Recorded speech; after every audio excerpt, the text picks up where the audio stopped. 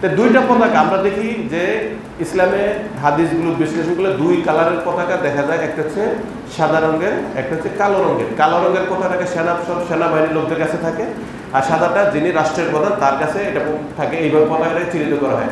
বিভিন্ন হাদিসে দেখা যায় যে কোনো আনসার বাহিনীকে রাসূল করিম সাল্লাল্লাহু আলাইহি ওয়াসাল্লাম হলুদ কালারের পতাকা দিতেন, হলুদ রঙের। এটা বিভিন্ন বর্ণনায় দেখা যায় যে হলুদ রঙের পতাকা তাদেরকে রাসূল করিম সাল্লাল্লাহু আলাইহি ওয়াসাল্লাম দিতেন। তো সাদা রঙের পতাকা একজন রাষ্ট্রনায়ক তিনি কেন ব্যবহার করতেন, এই পতাকা কেন ব্যবহার করতেন? এটা হচ্ছে রাসূল সাল্লাল্লাহু আলাইহি ওয়াসাল্লাম বলছেন যে যখন তোমরা পোশাক পরো, তোমাদের আল্লাহর নিকট সবচেয়ে পছন্দনীয় পোশাক কালার হচ্ছে সাদা কালারের, মানে হোয়াইট কালারটা আল্লাহ রাব্বুল আলামিন খুব বেশি পছন্দ করতেন।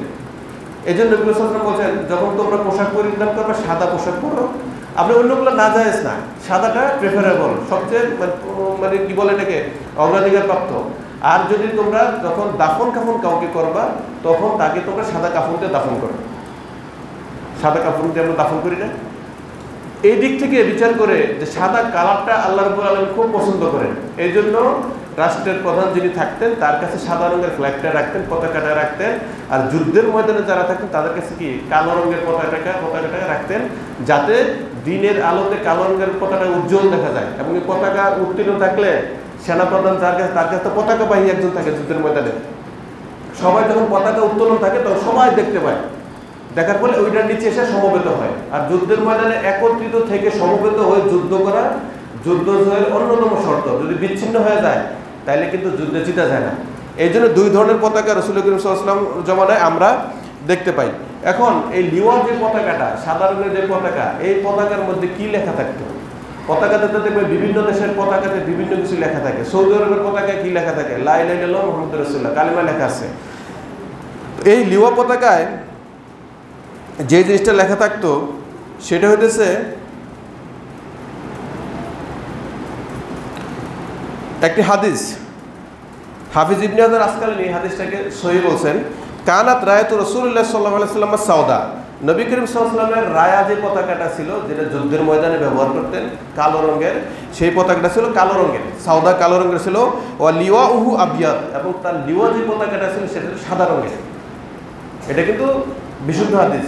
রাসূল করিম সাল্লাল্লাহু আলাইহি ওয়াসাল্লামের একটা পতাকা ছিল যুদ্ধের ময়দানে কালো রঙের, আর ওনার কাছে যেটা থাকতো ওটা থাকতো সাদা রঙের। মাকতুবুন আলাইহি লা ইলাহা ইল্লাল্লাহু মুহাম্মাদুর রাসূলুল্লাহ, এই সাদা রঙের যে পতাকাটা, এই পতাকাটার মধ্যে লেখা থাকতো লা ইলাহা ইল্লাল্লাহু মুহাম্মাদুর রাসূলুল্লাহ, এই কালেমাটা লেখা থাকতো। এই জন্য খয়বরের যুদ্ধের মধ্যে রাসূল করিম সাল্লাল্লাহু আলাইহি ওয়াসাল্লামের পতাকায় এই কালেমাটা লেখা ছিল। হাফিজ ইবনে হাজার আসকালানী এটাকে সহিহ বলছেন। তার মানে কালেমাটা এই পতাকার মধ্যে আপনি লিখতে পারবেন। এই কালেমা সৌদি আরবের পতাকায় কালেমা লেখা আছে। আমাদের দেশের আহলে হাদিসের আলেমরা তো এই কালেমাকে স্বীকার করে না। এই কালেমাই না, এই কালেমাকে বেদাত বলে। বেদাত শুনবেন যে বেদাত বলে তারা এই কালেমা, তারা এই হাদিস পড়ে না। কারণ এই হাদিস যদি মানে পেছ লেগে যায়, কারণ সমস্ত দেশের মানুষ লা ইলাহা ইল্লাল্লাহু মুহাম্মাদুর রাসূলুল্লাহ পড়তেছে। এখন এটা কিভাবে চেঞ্জ করে এটার বেদাত বানানো যায়? সারা দেশের মানুষ না পড়ে সারাক্ষণ এই তালেই থাকে হুজুররা, এদের কাজই এটা। মানে আপনি সারা জীবন একটা কাজ করবেন, এটাকে পাল্টাই দেবেন, আস্তে করে এটাকে চেঞ্জ করে দেবেন, এবং ভিতরে আপনার ভিতরে কি এলোমেলো বিশৃঙ্খলা এগুলো তৈরি করে দেবেন। তো এই হাদিস কোত্থেকে আসছে? এই হাদিসটা কোত্থেকে আসছে? সম্মানিত মুসলিমবৃন্দ, তাহলে দেখা যায় রাসূল করিম সাল্লাল্লাহু আলাইহি ওয়াসাল্লামের পতাকার মধ্যে লা ইলাহা ইল্লাল্লাহু মুহাম্মাদুর রাসূলুল্লাহ এই কথাটা লেখা ছিল।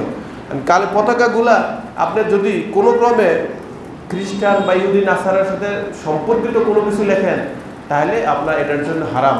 কারণ নবী করিম সাল্লাল্লাহু আলাইহি ওয়াসাল্লাম বলেছেন মান তাশাব্বাহা বিকওমিন ফাহুয়া মিনহুম, যে ব্যক্তি কারোর সাথে মিলাই নিবে, নিজেকে সম্পৃক্ত করবে, কারোর সাথে তুলনা করে নিবে, সে তাদের দলভুক্ত হয়ে যাবে, সে তাদের দলভুক্ত হয়ে যাবে। সুতরাং এই পতাকা যেটা আপনি বানাবেন, মুসলমান একটা দেশের জন্য যে ফ্ল্যাগটা থাকবে সেই ফ্ল্যাগটার মধ্যে মুসলমানের স্বরূপ থাকতে হবে, মুসলমানের চিহ্ন থাকতে হবে সেই পতাকাগুলোর মধ্যে। সেই হিসাবে আপনি সৌদি আরব যেভাবে লেখে, আমাদের মুসলিমদের একটা ঐতিহ্যগত চিহ্ন হচ্ছে স্টার দেওয়া, তারকা দেওয়া। এটা আমাদের একটা কালচারের সাথে মিশে গেছে।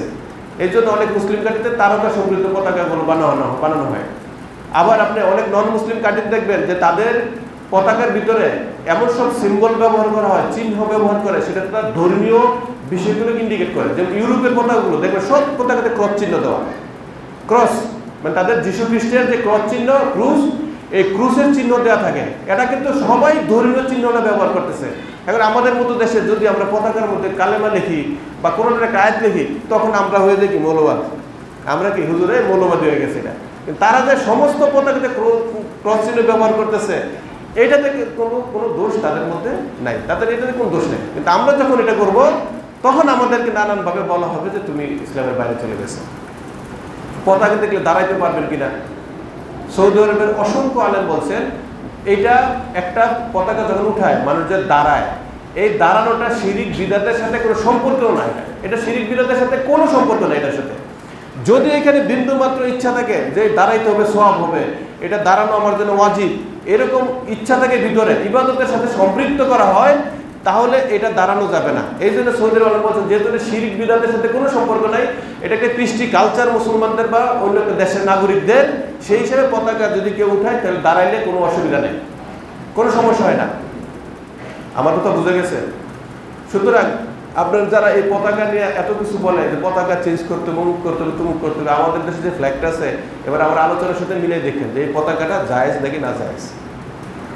মানে রাসূল করিম সাল্লাল্লাহু আলাইহি ওয়াসাল্লামের পতাকার যে ভিন্নতা, এই যে সাদা ছিল, কালো ছিল, হলুদ ছিল, বিভিন্ন বর্ণ দেখা যায়, তাহলে এই ধরনের পতাকা বিভিন্ন কালার হতে পারে। যদি এইখানে কুফরি, ইসলাম বিরোধী কোনো কিছু থাকবে, তাহলে সেই জিনিসটা ব্যবহার করা হারাম।